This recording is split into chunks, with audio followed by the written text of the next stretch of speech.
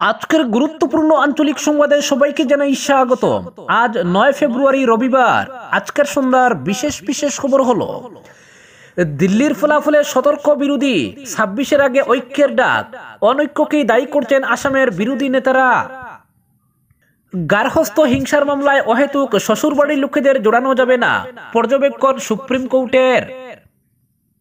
শিক্ষা সেতু app hack, তদন্তে জেলা প্রশাসন ও শিক্ষা বিভাগের 2 আধিকারিক। ছত্তিশগড়ের জঙ্গলে ব্যাপক গুলির লড়াই, আজ খতম 31 মাওবাদী, শহীদ 2 জওয়ানও। আপদ বিদায় করেছে দিল্লিবাসী, বললেন প্রধানমন্ত্রী নরেন্দ্র মোদী। দিল্লির মুখ্যমন্ত্রীর পদ ছেড়ে দিলেন অতীশী, এলজির কাছে জমা পড়ল পদত্যাগপত্র। মানুষ তাকে মুক্তি দিয়েছে জেলে পাঠানোর জন্য, কেজরিওয়াল হারতেই কটাক্ষ স্মৃতি ইরানির। গাজায় ধ্বংসস্তূপের নিচে চাপা পড়ে আরো 12,000 মৃতদেহ, 3 ইসরায়েলি পণবন্দীকে মুক্তি দিল হামাস। এবং সর্বশেষ খবরটি হলো নিরাপত্তা লঙ্ঘন করলে পাল্টা ব্যবস্থা নেবে ইরান, আমেরিকাকে হুঁশিয়ারি খুমেইনির। এবারে শুনুন বিস্তারিত খবর। দিল্লির নির্বাচন ফের নাড়িয়ে দিয়েছে বিরোধীর ভিত। বিরোধী দলগুলির মধ্যে অনৈক্যের জেরে ফলাফল কি হতে পারে চোখে দেখিয়ে দিয়েছে বুটের ফল। তাই 26-এর বুটের আগে ফের ঐক্যবদ্ধ হওয়ার ডাক আসামের বিরোধী শিবিরে। প্রদেশ কংগ্রেস সভাপতি ভূপেন বোরা থেকে শুরু করে আসাম জাতীয় পরিষদ সভাপতি লুরিনজ্যোতি গগৈ মনে করেন, বিজেপি বিরোধী বুটের বিভাজন রোধ করতে না পারলে ফলাফল হবে এটাই। দিল্লি বিধানসভা বুটের লড়াইয়ে বিজেপি নেতৃত্বাধীন এনডিএ ঐক্যবদ্ধ ছিল, কিন্তু বিভাজন ঘটে বিরোধী ইন্ডিয়া জোটে। আপ ও কংগ্রেস পরস্পরের বিরুদ্ধে লড়াইয়ে নামে। বিরোধী শিবিরে এই বিভাজনের ফল সরাসরি উঠেছে বিজেপির গড়ে। দিল্লিতে অন্তত 15 আসনে ফলাফল ভিন্ন হতে পারত যদি ঐক্যবদ্ধ হতো আপ কংগ্রেস। অরবিন্দ কেজরিওয়াল থেকে মনীষ সিসোদিয়া, সত্যেন্দ্র জৈন, সৌরভ বরদাস সকলেই হেরেছেন বিরোধী বুটের বিভাজনে। তাই 26-এর বুটের আগে আসামের বিরোধী শিবির সতর্ক হচ্ছে। দিল্লি বুটের তাজা ফলাফলকে হাতে রেখে ফের শুরু হয়েছে বিরোধীদের মধ্যে একতা জুটানোর প্রয়াস। কারণ দিল্লির এই ফলাফলের পেছনে বিরোধী শিবিরে অনৈক্যকে কারণ হিসেবে দেখছেন আসামের বিরোধী নেতারা। প্রদেশ কংগ্রেস সভাপতি ভূপেন বোরার লখিমপুরের বাসভবনে যান জাতীয় পরিষদের সভাপতি লুরিনজ্যোতি গগৈ, সাংসদ অজিত ভুইয়া সহ অন্যান্যরা। কংগ্রেস সাংসদ রকিবুল হোসেনও ছিলেন সেখানে দিল্লির ফলাফল নিয়ে প্রদেশ কংগ্রেস সভাপতি ভূপেন বোরা বলেন, কেজরিওয়ালের এক গুমের জন্যই দিল্লিতে বিরোধী বুট একত্রিত হয়নি। বিরোধী বুটের বিভাজন ঠেকাতে কংগ্রেস ছিল ইন্ডিয়া জোটের পক্ষে, কিন্তু কেজরিওয়ালের অহংকার কিংবা একা লড়ার প্রবণতার ফলেই কংগ্রেসের বিশাল লোকসান হয়েছে, বিপর্যয় ঘটেছে আপেরও। এনডিএ জোটবদ্ধ ছিল, কিন্তু বিভাজিত ছিল ইন্ডিয়া জোট। ফলে দিল্লির বুটের পর ইন্ডিয়া জোট ঐক্যবদ্ধ করার বিষয়টি ফের পর্যালোচনার প্রয়োজন রয়েছে। আসামে 26-এর বিধানসভা বুটের কথা তুলে কংগ্রেস নেতার দাবি, দেশের মানুষ এখন 2 ভাগে বিভক্ত। একদিকে এনডিএ, অন্যদিকে ইন্ডিয়া, কিন্তু রাজ্য বিশেষে ইন্ডিয়া জোট বিভাজিত হচ্ছে।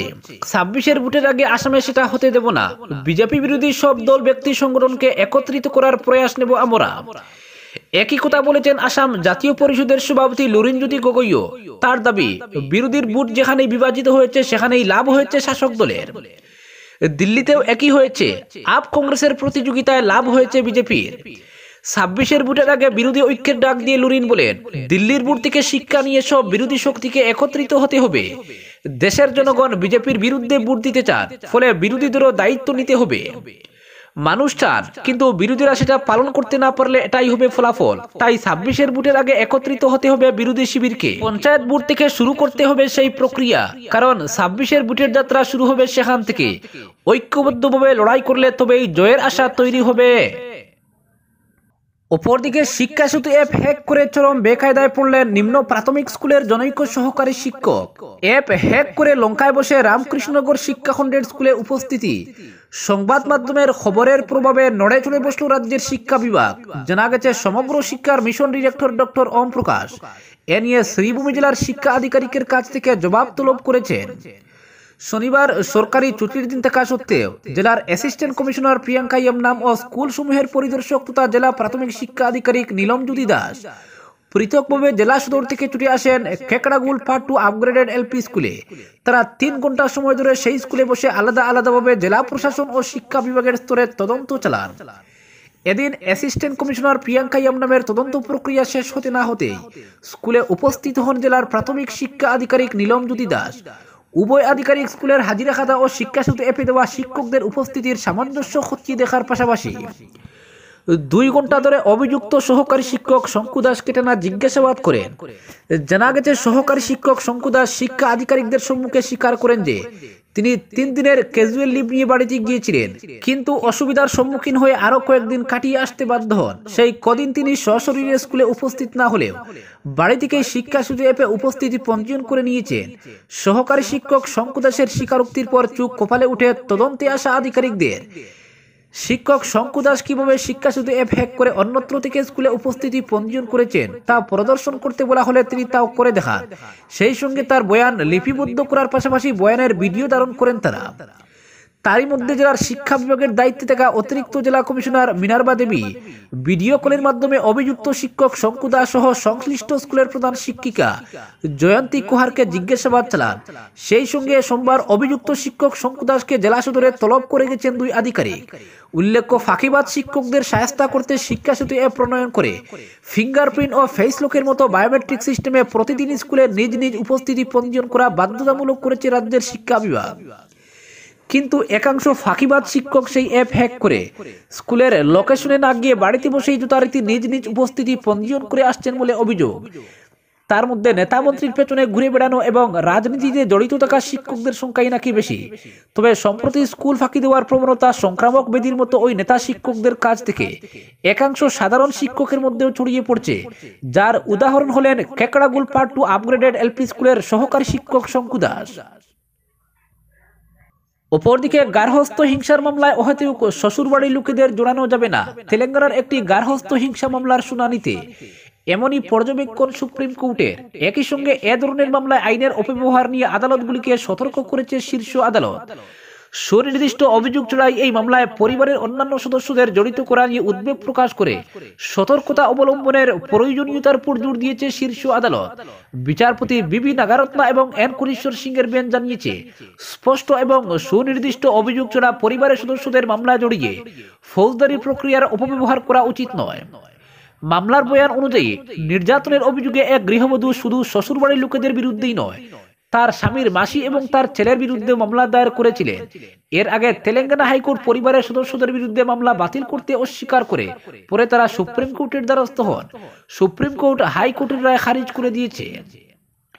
শীর্ষ আদালত বলেছে, এই মামলায় পরিবারের সদস্যদের জড়িত করা কোনো ফৌজদারি অপরাধ হতে পারে না। অভিযোগ সুনির্দিষ্ট হওয়া উচিত। পরিবারের সকল সদস্যকে এভাবে জড়িয়ে কঠোর ফৌজদারি আইনের অপব্যবহার করা হতে পারে। নিম্ন আদালতগুলিকে সুপ্রিম কোর্ট সতর্ক করে বলেছে, এই ধরনের মামলার মুখোমুখি হলে আদালতগুলিকে ভারসাম্য বজায় রাখতে হবে।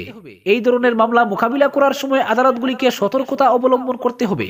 অপরাধীদের বিরুদ্ধে মামলার ক্ষেত্রে নির্দিষ্ট অভিযোগ আছে কিনা তা খতিয়ে দেখতে হবে। আদালত এমন বেশ কয়েকটি পরিস্থিতি নিয়ে আলোচনা করেছে যেখানে পরিবারের সদস্যদের অপ্রয়োজনীয়ভাবে জড়িত করা হতে পারে। পরিবারের কিছু সদস্য বা আত্মীয় স্বজন অপরাধের সময় চোখ বন্ধ করে রাখতে পারে, নির্যাতিতার প্রতি সাহায্যের হাত নাও বাড়িয়ে দিতে পারে। তার মানে এই নয় যে তারা অপরাধী, যার অর্থ এই নয় যে তারাও গার্হস্থ্য হিংসায় অপরাধী।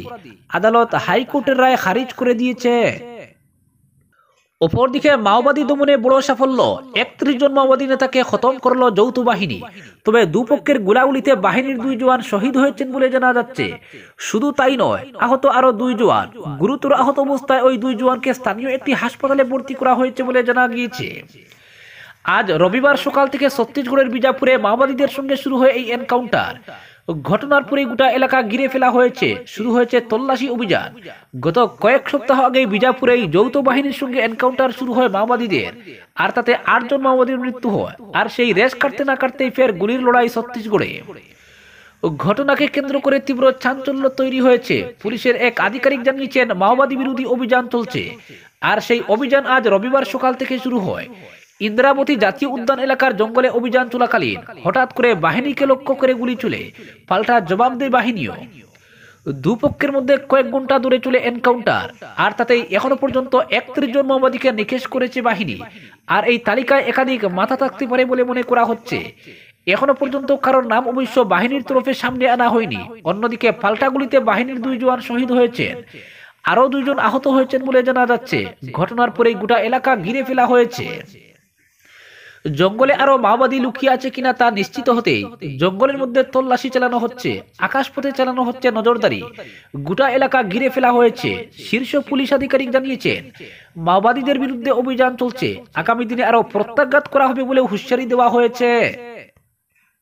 বলে রাখা প্রয়োজন, মাওবাদী দমনে কড়া মনোভাব নিয়েছে মোদী সরকার। 2026 সালের 31 মার্চের মধ্যেই সম্পূর্ণভাবে মাওমুক্ত দেশ হবে বলে হুঁশিয়ারি দিয়েছেন কেন্দ্রীয় স্বরাষ্ট্রমন্ত্রী অমিত শাহ। আর সেই লক্ষ্যে একেবারে কড়া হাতে শুরু হয়েছে অভিযান। গত কয়েক মাসে একাধিক মাও শীর্ষ নেতাকে খতম করা হয়েছে। একই সঙ্গে যদিও মাওবাদীদের আত্মসমর্পণ করতে উৎসাহ দেওয়া হচ্ছে সরকারের তরফে। অপরদিকে আপদ বিদায় করেছে দিল্লিবাসী, বললেন প্রধানমন্ত্রী। পদ্ম ফুটেছে দিল্লিতে, গেরুয়া শিবিরে খুশির আমেজ, বিজেপি নেতৃত্বের চোখে মুখে সুখের জোয়ার। বিজয় উদযাপনের জন্য শনিবার সন্ধ্যায় বিজেপির সদর দফতরে হাজির হন খুদ প্রধানমন্ত্রী নরেন্দ্র মোদী। সেখানে তখন শুধুই কালো মাথার ভিড়। হাজির বহু কর্মকর্তা থেকে তাবড় তাবড় বিজেপি নেতৃত্ব। মঞ্চে উঠেই নিজস্ব ভঙ্গিতে উৎসাহী জনতার উদ্দেশ্যে হাত নাড়লেন প্রধানমন্ত্রী। তারপর যমুনাকে প্রণাম করে নিজের ভাষণ শুরু করেন মোদী। প্রধানমন্ত্রীর সাফ কথা, আপদ বিদায় করেছে দিল্লিবাসী। একই সঙ্গে তার প্রতিশ্রুতি, বিকশিত ভারতের বিকশিত রাজধানী করব দিল্লিতে, নতুন প্রজন্ম উন্নত বিজেপি দেখবে। আড়াই দশক পর দিল্লিতে বিজেপির জয়কে ঐতিহাসিক জয় বলে বর্ণনা করেন প্রধানমন্ত্রী। তিনি ধন্যবাদ দেন দিল্লির বিজেপির নেতা কর্মীদেরও। বিজেপির সংকল্পের কথা বলতে গিয়ে প্রধানমন্ত্রী বলেন, দিল্লির মানুষের কাছে আমার গ্যারান্টি, সবকা সাথ সবকা বিকাশ এবং পুরি দিল্লি কা বিকাশ। অপরদিকে মানুষ তাকে মুক্তি দিয়েছে জেলে পাঠানোর জন্য। কেজরিওয়াল হারতেই কটাক্ষ স্মৃতি ইরানির। নিজেকে সমাজ সংস্কারের অগ্রদূত হিসেবে তুলে ধরা। ভারতের সবচেয়ে দুর্নীতিগ্রস্ত রাজনীতিবিদদের একজনকে পরাজিত করেছে জনগণ, এখন মানুষ তাকে মুক্ত করেছেন জেলে পাঠানোর জন্য। বিজেপি দিল্লি দখলের পরপরই প্রাক্তন মুখ্যমন্ত্রী অরবিন্দ কেজরিওয়ালকে আক্রমণ করলেন প্রাক্তন কেন্দ্রীয় মন্ত্রী স্মৃতি ইরানি। ভোট গণনার 2 ঘন্টার মধ্যে স্পষ্ট হয়ে যায় ভোটারদের মনের কথা কি। দুর্নীতি জেটিয়ে বিদায় করার যে স্বচ্ছতার জাটা হাতে দেশের রাজনীতিতে প্রবেশ করে দিল্লির রাজনীতি থেকে কয়েক দশক ধরে বিরাজমান কংগ্রেসকে দুলিকড়িহীন করে ছেড়েছিলেন কেজরি, সেই দুর্নীতিরই মাফলার গোলায় জড়িয়ে এদিন বিধানসভা থেকে বিদায় নিলেন আন্না হাজারের মানসপুত্র মাফলার ম্যান। দুর্নীতির বিরুদ্ধে আন্না হাজারের লড়াইকে হাতিয়ার করে নিজের রাজনৈতিক জীবন শুরু করেছিলেন অরবিন্দ কেজরিওয়াল। কিন্তু এখন আন্না মনে করছেন কেজরিওয়াল নিজের মূল নীতি থেকে সরে গেছেন। তার স্পষ্ট কথা, টাকার ক্ষমতায় বুঁদ হয়ে গিয়েছিলেন কেজরিওয়াল, শুধু মদের উপরই নজর ছিল। আমি ওকে অনেকবার বোঝানোর চেষ্টাও করেছিলাম, কিন্তু তিনি আমার কথার গুরুত্ব দেননি। চলতি আপ সরকারের পতনের সূত্রপাত আবগারি দুর্নীতি মামলা থেকেই চূড়ান্তভাবে লেখা শুরু হয়। যদিও পরে চাপে পড়ে আপ সরকার এই আইন প্রত্যাহার করে নেয়, কিন্তু ততদিনে দুর্নীতির জুব্বা গায়ে ছড়ে গিয়েছে খুদ মুখ্যমন্ত্রী কেজরিওয়াল, মনীষ সিসোদিয়া ও আরো অন্য নেতৃত্বের গায়ে, যার জেরে দীর্ঘ জেলবাস করতে হবে নেতাদের। কোটি কোটি টাকার এই দুর্নীতির অভিযোগ ঝাড়খণ্ডের মুখ্যমন্ত্রী হেমন্ত সোরেনের বিরুদ্ধে উঠেছিল, কিন্তু তার কেলেঙ্কারি দলের শিকড় পর্যন্ত না পৌঁছতে পারায় জেএমএম এর তরি ডুবল না, কিন্তু আপ সেই সুনামিতে ভেসে গেল। অপরদিকে গাজায় ধ্বংসস্তূপের নিচে আরো পড়ে আরো 12,000 মৃতদেহ। গাজায় প্রয়োজনীয় ভারী যন্ত্রপাতি প্রবেশের উপর ইসরায়েল নিষেধাজ্ঞা জারি করেছে, যার ফলে এই মৃতদেহগুলি উদ্ধার করা যাচ্ছে না বলে জানিয়েছে গাজার স্বাস্থ্য মন্ত্রক। গাজার সরকারি মিডিয়া অফিসের প্রধান সালামা মারুফ জানিয়েছেন, গাজায় ভারী যন্ত্রপাতি প্রবেশের অনুমতি না দেওয়ায় মৃতদেহ উদ্ধারে বাধা সৃষ্টি হচ্ছে, তাই তারা যুদ্ধে নিহত ইসরায়েলি বন্দীদের মৃতদেহ ফেরত দিতে পারবে না।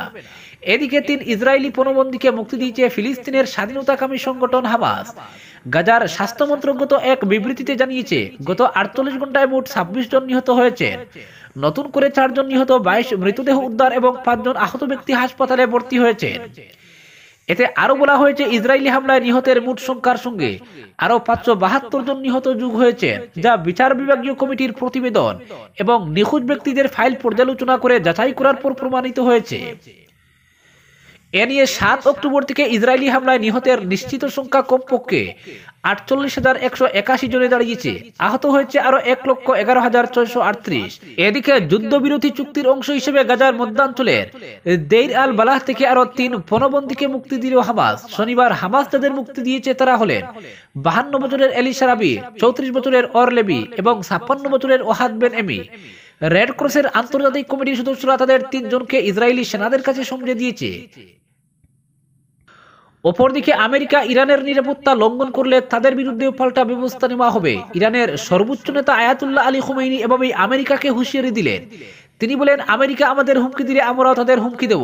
তারা যদি আমাদের নিরাপত্তা লঙ্ঘন করে, আমরা তাদের নিরাপত্তা লঙ্ঘন করব। মার্কিন যুক্তরাষ্ট্রের সঙ্গে সরাসরি আলোচনার আহ্বানকে অবিবেচনাপ্রসূত ও নিষ্ফল বলে প্রত্যাখ্যান করেছেন ইরানের সর্বোচ্চ নেতা। তিনি বলেছেন, এই আলোচনা ইরানের সমস্যার সমাধানে কোনো ভূমিকা রাখবে না। খুমেইনি আরো বলেন, অতীতের আলোচনার অভিজ্ঞতা থেকে এটা স্পষ্ট যে আমেরিকা কখনোই চুক্তি মেনে চলে না, তাই তাদেরকে বুদ্ধিমান বা বিচক্ষণ হিসেবে বিবেচনা করা যায় না। ট্রাম্প ইরানের সঙ্গে একটি নতুন পারমাণবিক শান্তি চুক্তি করতে আগ্রহ প্রকাশের পরই আমেরিকা প্রসঙ্গে এই মন্তব্য করলেন খুমেইনি। তিনি বলেন, যুক্তরাষ্ট্রের সঙ্গে আলোচনা দেশের সমস্যাগুলোর কোনো সমাধান করবে না, আমাদের এটি সঠিকভাবে বুঝতে হবে। শুক্রবার ইরানের বিমান বাহিনী ও বিমান প্রতিরক্ষা বিভাগের কমান্ডারদের সঙ্গে এক বৈঠকে খুমেইনি আমেরিকাকে লক্ষ্য করে এই হুঁশিয়ারি দেন। বৈঠকের শুরুতে আয়াতুল্লাহ খোমেনি মার্কিন যুক্তরাষ্ট্রের সঙ্গে আলোচনাকে ইরানি জাতির স্বার্থের পরিপন্থী বলে অভিহিত করেন। পূর্বের অভিজ্ঞতা তুলে ধরে ইরানের সর্বোচ্চ নেতা বলেন, ইরান কয়েক বছর আগে মার্কিন যুক্তরাষ্ট্রের সঙ্গে আলোচনা করেছিল এবং একটি চুক্তি হয়েছিল, কিন্তু আমেরিকানরা সেটি ছিঁড়ে ফেলে। আমরা অনেক ছাড় দিয়েছিলাম, কিন্তু তারা তাদের প্রতিশ্রুতি রক্ষা করেনি। খুমেইনি জোর দিয়ে বলেন, সব সমস্যার সমাধান দেশের অভ্যন্তরেই রয়েছে এবং দেশীয় সম্পদের উপর নির্ভর করেই সমস্যার সমাধান করা সম্ভব। প্রসঙ্গত 2015 সালে আমেরিকা ও ইরানের মধ্যে পারমাণবিক চুক্তি স্বাক্ষরিত হয়েছিল, তবে 2018 সালে ট্রাম্প প্রশাসন এই চুক্তি থেকে সরে গিয়ে ইরানের উপর কঠোর নিষেধাজ্ঞা আরোপ করে। ট্রাম্পের দ্বিতীয় মেয়াদে ইরানের তেল খাত সহ অন্যান্য ক্ষেত্রে আরো কঠোর নিষেধাজ্ঞা জারি করা হয়েছে। তবে ট্রাম্প ইরানের সঙ্গে একটি নতুন পারমাণবিক শান্তি চুক্তি করতে আগ্রহ প্রকাশ করেছেন। আজকের বিশেষ সংবাদ এখানেই সমাপ্ত।